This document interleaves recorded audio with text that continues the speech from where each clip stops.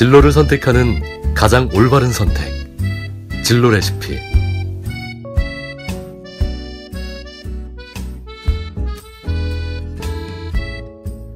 안녕하세요. 진로 레시피입니다. 아이를 정답의 노예가 아닌 해답의 주인으로 만드는 4000년 유대인 교육의 시크릿, 하브루타. 정답을 가르쳐주지 않는 유대인 부모의 교육법에 대해서 이야기 나눠보도록 하겠습니다. 오늘 저희 진로 레시피를 찾아주신 분은 하브루타 수업 이야기의 공저자이시고 현재 서울 당서초등학교 수석교사이며 하브루타 수업연구회 회장이신 김석화 선생님을 모셨습니다. 안녕하세요. 안녕하세요. 그러니까 저 수업을 학교에서 이제 진행하시다 보면 아이들의 변화를 많이 보실 것 같아요. 하브루타 수업을 하면서 아이들의 변화 좀 어떤 사례들이 있었는지 말씀을 좀 부탁드리겠습니다.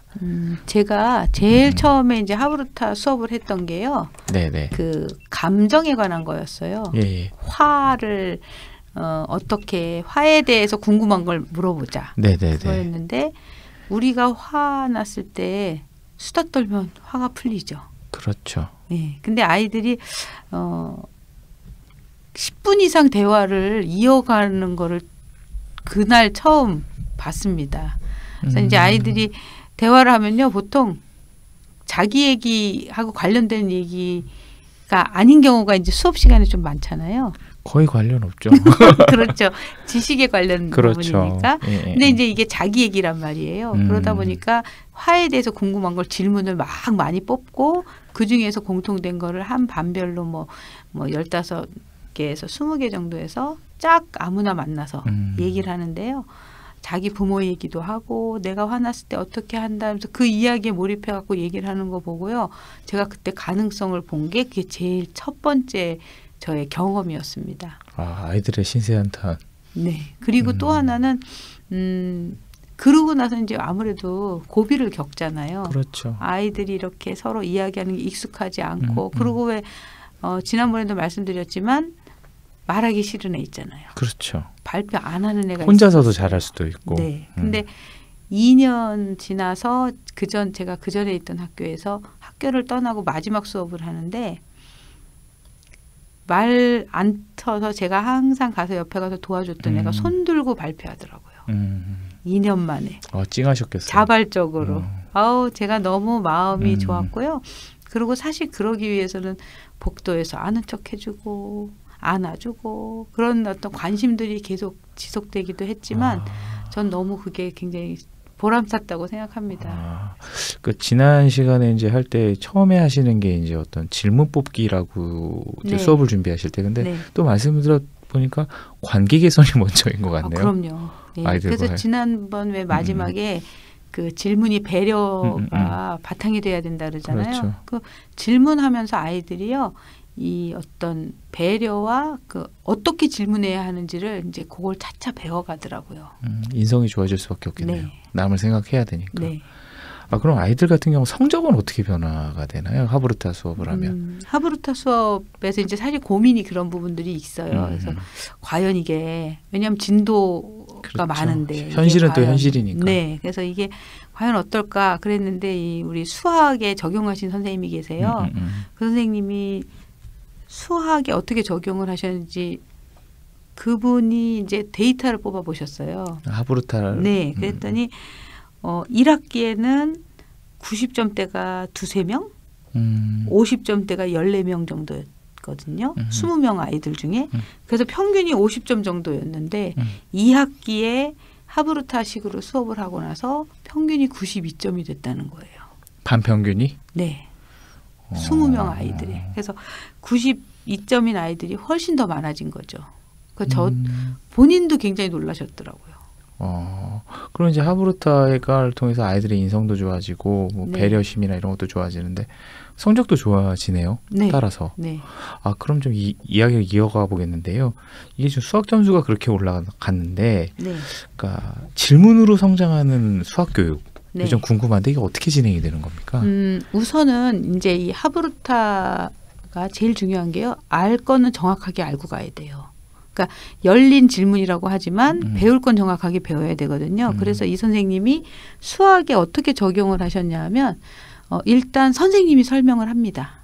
1단계. 선생님이 설명을 해서 아주 간단한 시험 문제를 그러니까 시험 문제가 이제 그날 배울 거를 교사가 설명을 해요. 그래서 2문제 정도 또는 3문제 정도 교사가 설명한 거를 가지고 짝끼리 이제 한 사람이 설명을 해주는 거예요. 그걸 그대로 리플레이 하시는 거죠. 네네네. 그러면서 설명을 하다 보면 이제 자기가 이해 못한 건 막히잖아요. 그렇죠. 그럼 또 짝이 설명을 하는 거죠. 그래서 한 문제를 명확하게 풀고 나는 거죠. 그리고 나면 이제 푸는 요령을 알게 됐잖아요. 네. 그리고 수학 익힘책을 각자 풀고. 근데 이제 이거를 1학년 선생님도 하셨어요. 1학년도. 지금 제가 하는 그 1학년인 거죠? 네, 유치원에서 네. 지금 넘어가는 아이들. 그 1학년에 그걸 하신 분이 계신데 전 깜짝 놀란 게 똑같이 했어요. 선생님이 문제를 풀어줍니다. 한 2문제 정도. 네네. 그 유형이죠. 그리고 네네. 나서 그거 비슷한 그 문제를 가지고 친구와 함께 설명을 해줘요. 그럼 이제 2문제에 대해서 친구하고 설명을 하겠죠. 네네. 그리고 나서 그거 비슷한 문제를 1학년 선생님이 3문제 정도를 내시는 거예요. 그럼 그 3문제를 각자 풀어요. 그러면 이제 검사받으러 앞에 나오잖아요. 네. 그러면 둘씩 짝을 지어줍니다. 줄순 애들을. 그리고 둘이 같이 가서 답을 맞춰요. 그리고 답이 틀린 경우는 서로 의논을 해서 왜 틀렸는지 얘기해서 하나로 다 통일해 갖고 오는 거예요. 그래서 선생님 앞에 옵니다. 그러면 채점을 해주잖아요. 그럼 이제 답이 맞았어요. 그럼 그 다음 단계가 뭐냐면 이면지가 선생님 앞에 쌓여 있대요. 그럼 이면지를 가져가서 그 식이 나올 문제를 이면지에는 이제 식이 써 있고 아니면 선생님이 칠판에다 식 하나를 이제 3단계 써주시는 거예요. 식만. 예를 들면 5 더하기 8은 뭐 13이다. 그러면 이제 그것이 나오도록 아이들이 문장제 문제를 내는 거예요. 그럼 칠판에 이렇게 쫙 붙여놔요. 그러면 애들이 그걸 보고 문제에 오류가 없는지를 판단하는 거예요. 1학년인데. 여기서 제일 궁금한 게 아니라 초등학교 1학년들이 그런 대화가 되고 한다라는 게 되더라고요. 너무 신기하고요. 예. 그리고 그 아이들에게 서로 그런 네. 더하기 덧셈을 가지고 또 대화를 한다라는 게 또 놀랍고. 네. 야, 근데 수업 분위기가 저희가 기성세대가 경험했던 수학 교실의 분위기는 확실히 아니네요. 그렇죠. 그 선생님 1학년 아이들 데리고 하시는데 저희도 놀랐어요. 애들이 너무 재밌다 그러고요. 내가 오늘 문제 최고의 문제 왕 됐다고 좋아합니다. 그러니까 저희가 이제 방송을 하면서 이제 준비하면서 학생들한테 전화를 걸어서 이렇게 뭐 물어보는 경우가 있어요. 이게 너희 학교는 정말 이렇게 하니? 이제 방송 준비 과정에 그런 게 있는데 저희가 이제 중학교 2학년 그 수학을 굉장히 잘하고 좋아하는 친구랑 한번 전화한 적이 있는데 그 친구가 이런 얘기를 하더라고요. 그러니까 자기 같은 경우는 수학이 너무 좋대요. 네. 근데 그걸 확인할 수 있는 경우가 수학 점수가 안 나와도 수학이 좋대요. 자기는. 그거를 딱 자기가 자기 자신에 대해서 알게 된 다음부터 우리나라 수학 교육은 수학을 가리키는 게 아니라 좋아하게 만들어주면 수포자 없을 것 같다고. 맞아요. 그 얘기를 저한테 중학교 2학년이 그 얘기를 하더라고요. 제가 아는 그 수석 선생님, 수석 교사님이 수학을 하시는데 그 집 아들은 유치원인가 1학년인가 그런데요. 자기가 녹화를 해요. 아, 수학을 가르쳐 있는 거를 녹화를 하면서 선생님처럼 막 가르치면서 그걸 녹화를 하더라고요. 아, 그 집에서 정말 그런 거 있잖아요. 공부에 유튜브에 올리면 뭐 영재 비법에서도 그런 거 있었잖아요. 이제 EBS에서 했던 그 다큐멘터리에서도 그 영재들의 특징 중에 하나가 자기가 공부한 걸 꼭 한번 엄마를 괴롭힌다고 자기는. 네. 그러니까 그게 또 하브르타의 기본적인 방법. 제가 되는 그래서 사회 작년에 가르쳤을 때 네네. 단원 평가를 아이들에게 오픈북을 했어요. 그래서 제가 이제 핵심 개념을 주고 그것을 가지고 자기가 이제 시트를 워크시트처럼 자기가 만드는 거예요. 마인드맵도 되고 설명으로 해도 되고 만든 후에 그 다음 2번째 미션이 뭐였냐면 부모님이나 가족이나 친구에게 가서 친구 가르치고 그 사람에게 소감 받아오기 잘했는지 못했는지. 근데 그거 제가 나눠줄 때 가정통신문을 뭐라고 냈냐면요. 절대 우리 친구가 가르치는 것보다 더 가르치지 마세요. 그걸 냈어요. 학부모님들이 네. 배우는 자의 입장을 고수하십시오. 그랬습니다. 그랬더니 이제 사실 그 목적은 아이들에게 다시 한번 그거를 자기가 아는 걸 얘기해 주는 거잖아요. 그러니까 가르치면서 이제 다시 한번 다지게 되는 거죠. 그래서 그렇게 했던 기억이 나는데 애들이 굉장히 좋아했어요. 아, 그리고 아이들도 하면서 또 부모님이랑 관계도 좋아질 것 같아요. 네. 그런 거. 지금 사회공부법이 그냥 얘기가 나와서 하브루타식 네. 사회공부법 얘기 나와서 좀 이야기를 이어가도록 하겠습니다. 그럼 사회 같은 경우에는 그런 식으로 이제 어떤 주제에 대해서 이제 내용을 요약해서 자기가 좀 공부를 해서 그걸 갖다가 집에서 뭐 부모님이나 아는 뭐 형제들에게 설명을 해본다. 가르친다. 그런 방법이 좀 효과가 있다. 그런 방법이 효과가 있는데요. 사실 이제 힘들잖아요. 그렇기도 하고 그거는 이제 단원 평가 뒷부분에 마무리 부분에 있고요. 그다음에 그 마무리 부분에 하나 더 말씀드리면 아이들을 두 줄로 앉혀요. 그리고 그러니까 이거는 학기 말에 제가 했던 방법인데 우리가 사회 했던 것 중에서 기억나는 거를 말해봐라. 그러면 이제 한 문제를 12개 정도를 뽑아요. 그리고 나서 아이들에게 종이에 자기가 요약을 하는 거예요. 그래서 두 줄로 앉아갖고 자기가 맡은 그 부분을 앞에 있는 애에게 가르쳐줘요. 그리고 오른쪽 줄이 뒤로 이제 도는 거예요. 그러면 이제 제가 앞에 있는 애에게 이제 계속 똑같은 걸 가르쳐 줄 거 아니에요. 그렇죠. 같은 그거를. 그럼 이제 3번 정도 가르치면 이제 어느 정도 안단 말이에요. 아는 정도가 아니라 마스터하겠네요. 그렇죠. 그러고 나면 이제 그 다음에 앞에 있는 애하고 바꿔요. 주제를. 네. 내가 들고 있는 종이를. 그리고 난 다음에 이제 이번에 그 종이 갖고 다시 하는 거죠. 그래서 그렇게 계속 가르치는 걸로 돌려본 적이 있거든요. 그럼 12개의 그런 에피소드라고 해야 되고 주제가 아이들이 다 어느 정도 인지는 될 것 같아요. 그렇죠. 학습도 되고. 네. 그런 방법도 있고요. 그리고 사회책 같은 경우 어머님들이 참 힘들어 하세요. 왜냐하면 용어가 어렵거든요. 그렇죠. 그래서 용어 그 문제 만들기 중에 낱말의 뜻을 안다가 있거든요. 그래서 낱말의 그 용어에 그러니까 저 같은 경우는 아이의 사회 수업을 진행할 때 핵심되는 한 문장 있잖아요. 그거를 주고 그거에 대해서 질문을 써보라 그런 적도 있어요. 그 질문을 해결해 나가는 거죠. 근데 하여튼 사회는 근데 정말 양이 많습니다. 그러니까 저희가 방송 준비하면서 진도가 정말 많다. 네. 이런 얘기를 좀 그래서 나눴는데. 저는 이제 이런 방송을 타고 우리의 모든 이런 학습량이 한 3분의 1로 확 주는 것이 저의 목표입니다. 근데 그 진도라는 게 또 맞춰야 되는 게 있어서 네. 또 그게 다 안타깝긴 하네요. 중학교 선생님이 그러시더라고요. 중학교 사회 선생님이 제발 애들이 사회를 실험만 하지 않게 해서 올라왔으면 좋겠다. 그렇죠. 네, 그런 말씀하시더라고요.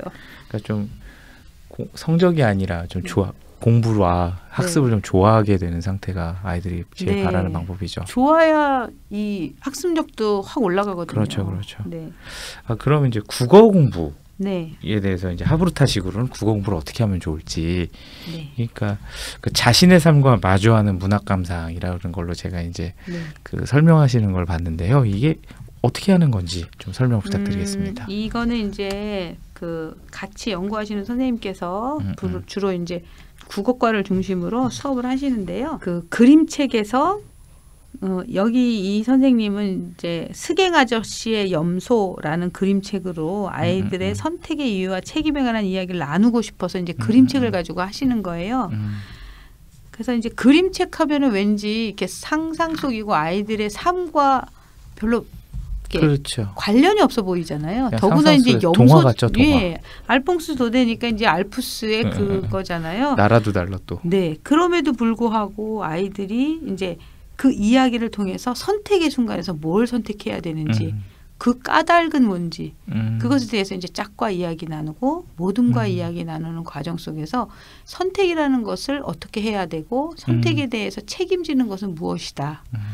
그런 과정 속에서 내가 추구하는 가치가 뭔지까지 이제 알게 되는 그런 수업이에요. 그 문학 속에 있는 이야기를 통해서 나를 그렇죠. 그 안에 투영하고 네. 반추해서 네.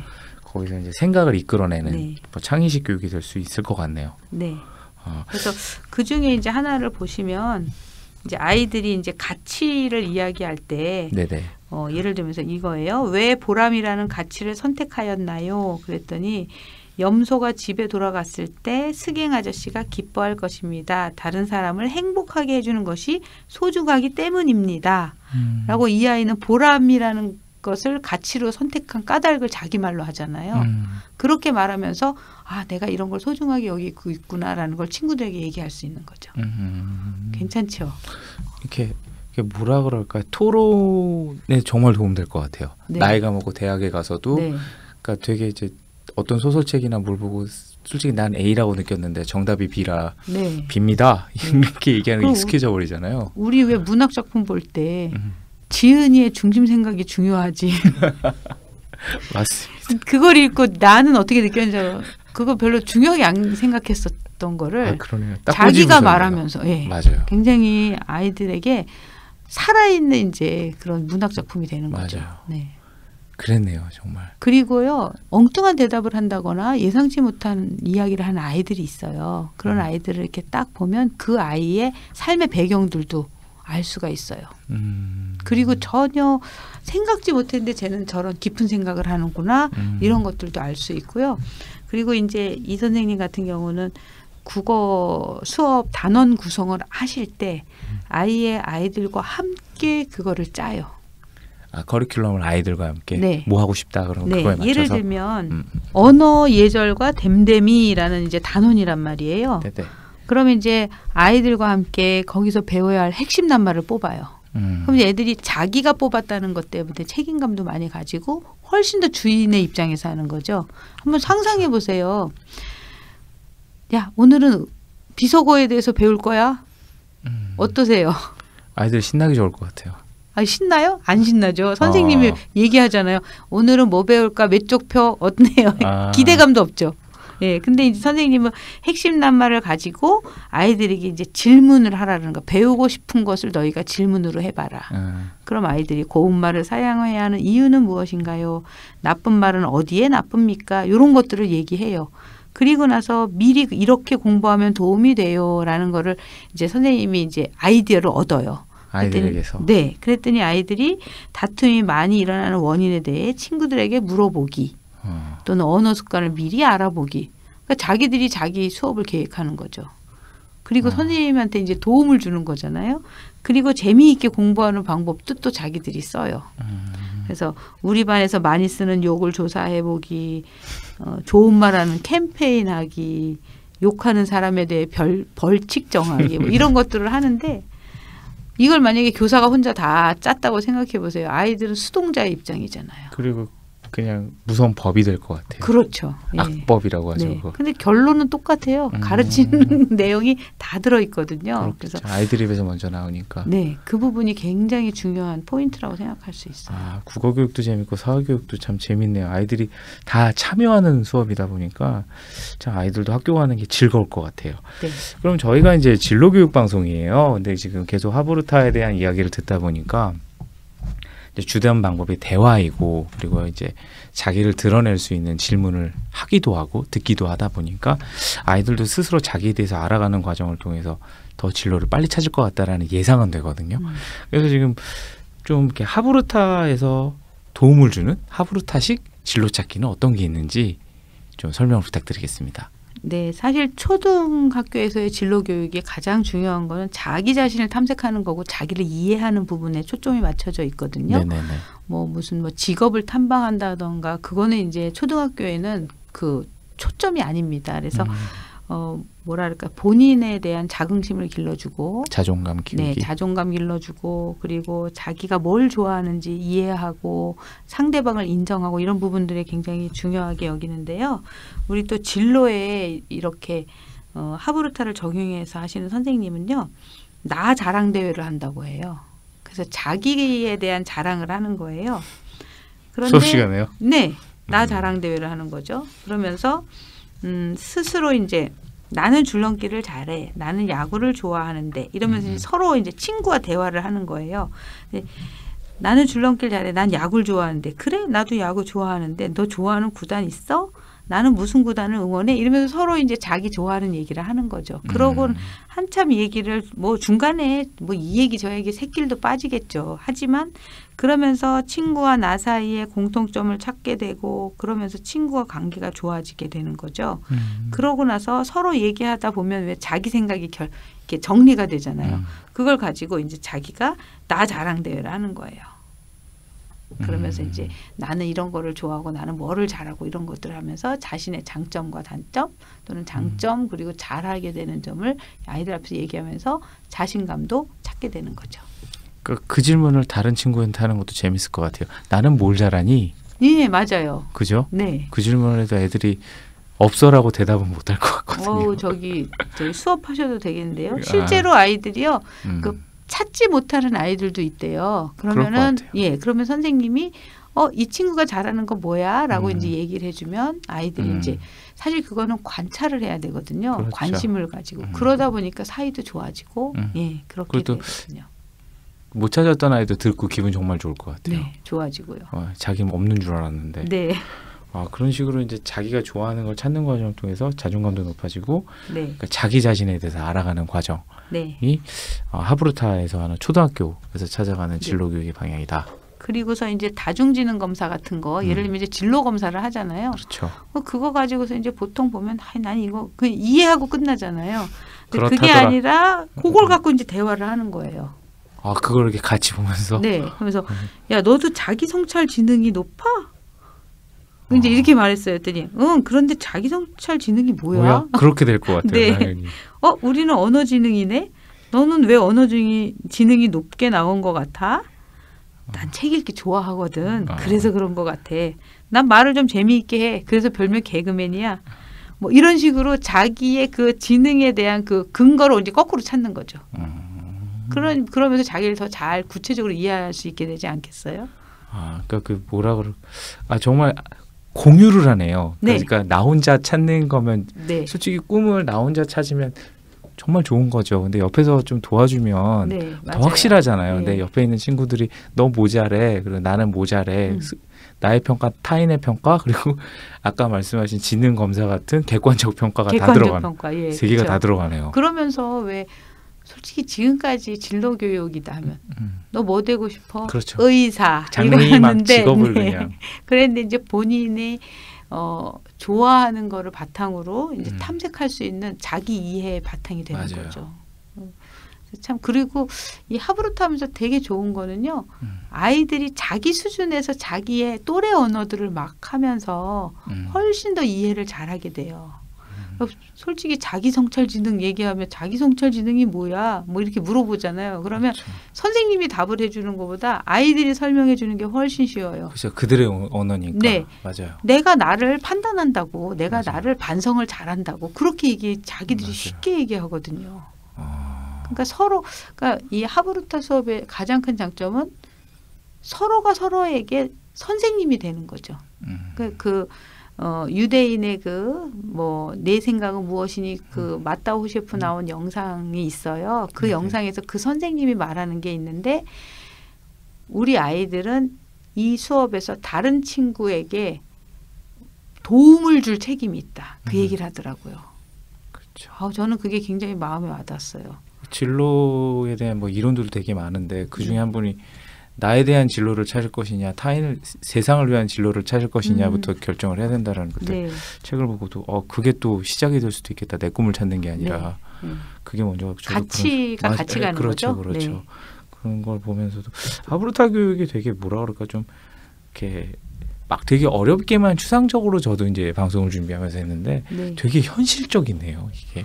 네, 그리고 사실은 이게 우리나라에 있었던 거라고 생각해요. 예를 들면 물론 이제 우리나라가 지금 무슨 말이냐 대화와 토론. 우리 어렸을 때 우리 할머니나 손주들한테 뭐 얘기해 줬어요? 옛날 얘기해 줬잖아요. 그러면 하셨죠. 옛날 얘기하면서 손주가 물어보고 그러면 또 그 얘기해 주고 그러지 않았겠어요?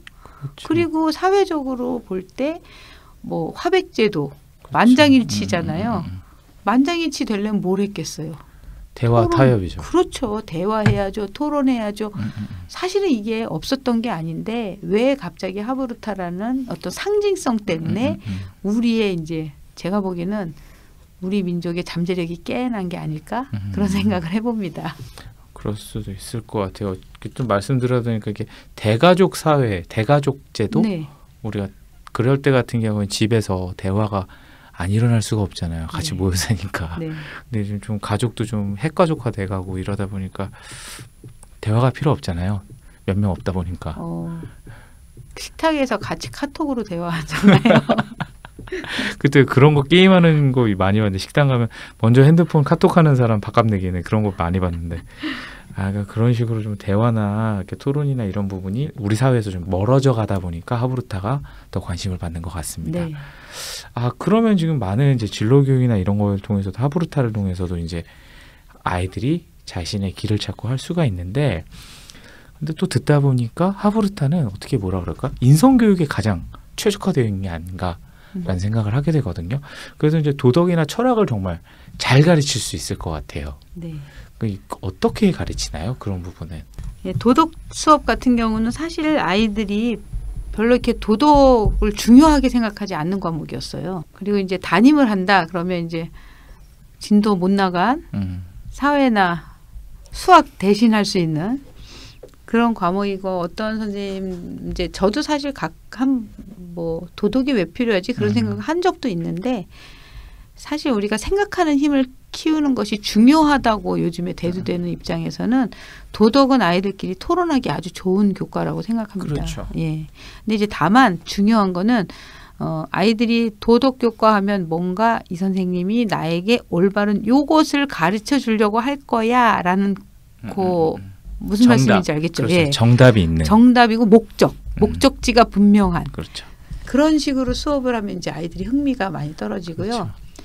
실제로 내가 이런 가치들을 어떻게 추구해야 하는가라든가 아니면은 내 삶 속에서 이것을 어떻게 실천해야 하는가를 보다 구체적으로다가 이제 논쟁이나 토론으로 해보면 괜찮더라고요. 그래서 예를 들면은 그래서 저는 이제 교과서에 나온 사례 중에서 그 일부분을 가지고 와서 이제 아이들하고 논쟁을 시키는데, 예를 들면 이제 이런 거예요. 엄마가 빵을 하나 줬어요. 형제들에게. 그래서 둘이 사이좋게 나눠 먹으라고 빵을 하나 주는 거죠. 그러니까 형이 빵을 이제 잘랐는데 형이 자기가 크다며 큰 빵은 내 거야 그랬다는 거예요. 작은 애는 맨날 형만 큰 거 먹냐고, 나 배고파 죽겠다고 작은 애가 이제 자기도 큰 거 먹겠다고. 우리 일상생활에 벌어지는 일이잖아요. 그래서 이것을 어떻게 공정하게 나눠 먹느냐가 이제 결국에는 문제였어요.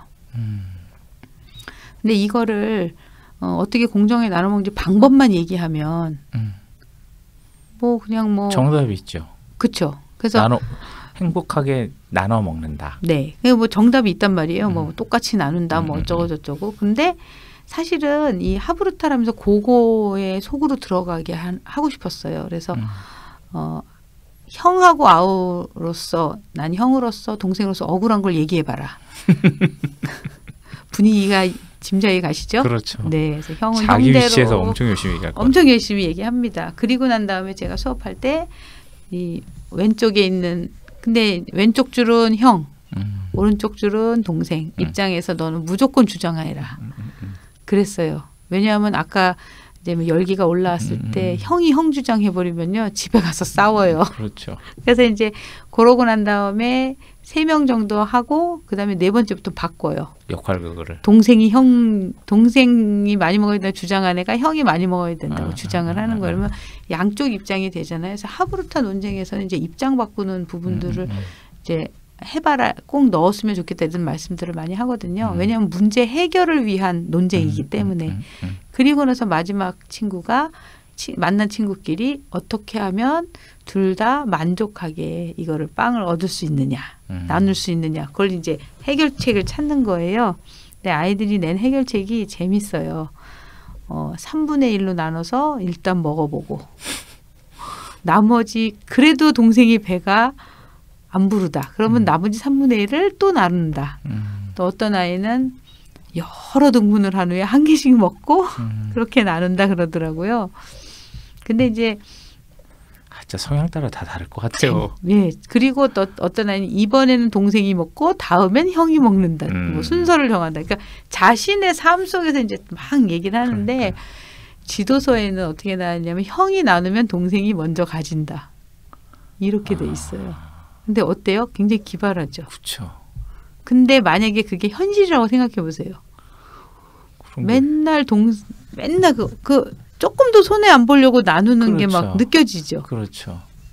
그래서 이제 제가 그 수업을 구상하면서 그 다음에 아이들에게 이제 질문을 던졌어요. 그래서 일단은 어쨌든 애들이 나눈 정답, 애들이 내놓은 해답이 훨씬 더 실제적이고 효과적이고요. 그렇죠. 지도서 거보다.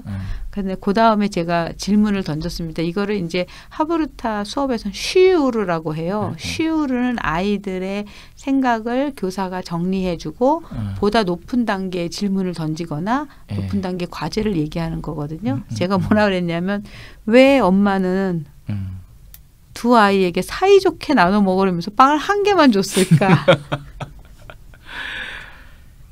날카롭네요.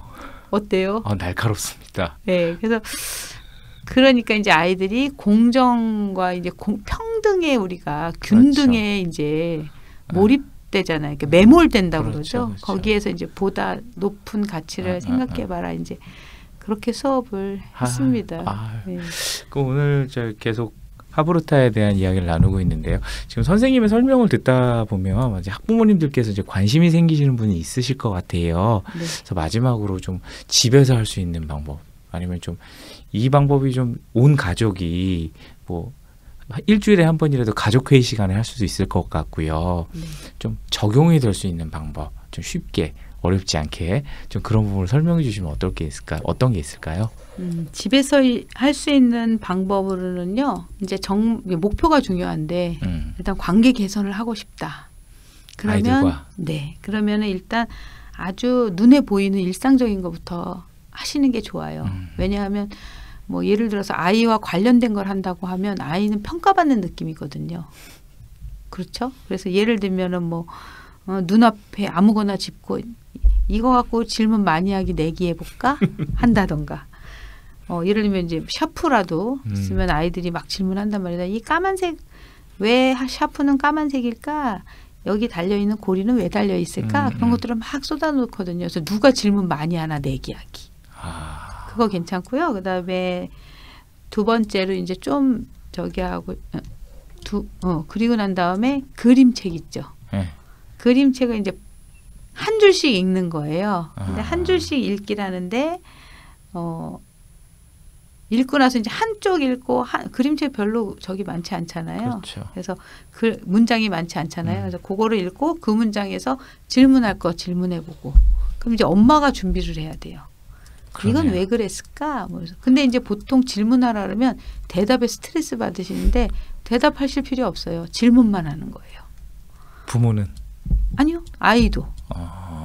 네. 아이도 질문하시고 그리고 어떤 선생님은 그렇게 하신 분도 계세요. 속담을 다 질문으로 만들어요. 배직장도 맞들면 날까? 네, 날까? 그렇죠. 그리고 아니 땡 굴뚝에 연기 날까는 질문 맞네요.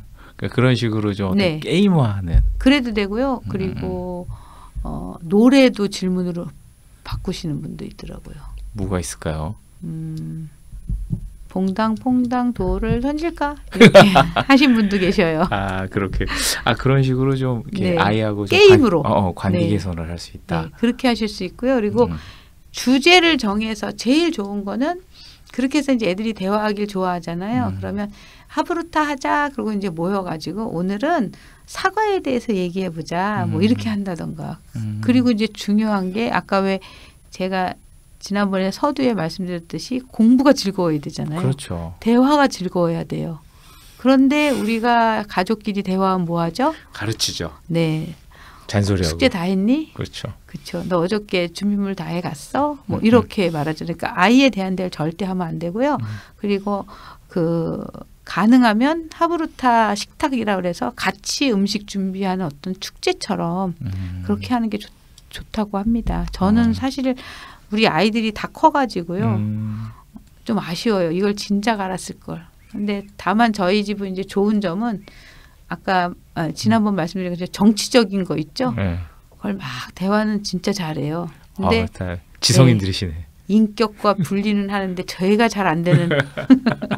그래서 어쨌든 아이들하고 이렇게 손쉽게 해보고 정말 이게 좀 지속됐으면 좋겠어요. 가정에서. 저도 들으면서 이렇게 하나의 문화가 될 수 있으면 좋을 것 같아요. 네. 하브루타라는 이름이 좀 이국적이고 그래서 좀 어렵다는 느낌도 있으실 텐데 이게 좀 부모님들에게 딱 체화되면 정말 집안 분위기도 되게 좋아질 것 네. 같고 아이들도 떳떳하게 자기 생각을 밖에서 네. 이런 얘기 엄마랑도 했는데 밖에서 왜 못해? 이런 자신감도 생길 것 같고 그래서 들으면서 되게 좋은 것 같은 부모님들이 생각이 들어요. 학교 갔다 온 아이에게 선생님에게 질문했니? 음, 그런 거. 그다음에 부모님은 그러니까 질문하고 왔니라고 물어봐야 된다는 거죠. 그러니까 유대인들은 너 선생님에게 질문했니? 예, 그거는 방송에서 네. 본 것 같아요. 네. 그런데 우리는 선생님 말씀 잘 잘 들었니? 들었니? 그렇죠. 선생님한테 어떤 질문했니? 그 네. 질문을 한다고 유대인 교육에서. 그래서 방송 주면서 봤는데 그런 질문을 과연 나는 했던가라는 생각을 하면서 이 방송을 준비했습니다. 탁월한 암기력, 정답을 귀신처럼 찾아내는 능력, 단답형 지식을 재빨리 답하는 능력으로 아이들을 우등생과 열등생으로 나누어 경쟁시키는 교육의 현실에서 하브르타의 교육이 시간 낭비처럼 보일 수도 있을 것 같습니다. 생각하는 힘을 키워 세상을 바로 세울 수 있는 인재로 아이들이 성장했으면 좋겠습니다. 모든 부모님들이 가정에서 하루 10분만이라도 하브르타를 실천하여 정답의 노예로 지쳐있는 우리 아이들에게 해답의 주인으로 되돌려 놓으실 수 있는 시간과 여유가 모든 가정에 있으시길 정말 진심으로 기원합니다. 이제까지 진로 레시피였습니다. 감사합니다.